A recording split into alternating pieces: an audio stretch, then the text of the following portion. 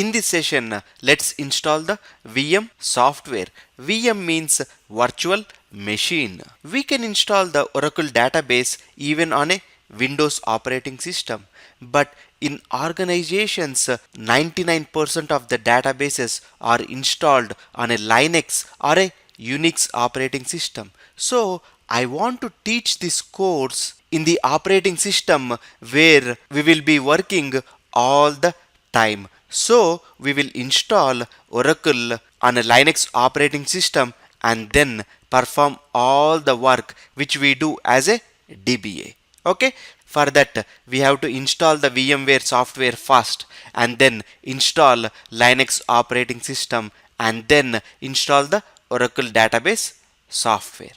Okay, don't worry much about the VMware software, just follow the instructions for this course purpose. In the real-time environment, you will not be installing any VMware software or installing any Linux operating system. That will all be taken care by your system administrators. Okay, this is a zip file which contains the virtual machine software. Okay, unzip it so that the VMware folder is created. So open that folder and then you see this file which we need to double click. So once we click it, the installation starts. So it's loading.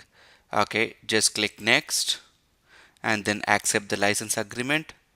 Click next and then just select typical and then click next. And then we don't want any product updates on startup, so uncheck that and then click next and then uncheck this and then click next and then that's fine. Click next and then continue. So now VMware software is installing. It will take few minutes to install the software. Let's wait.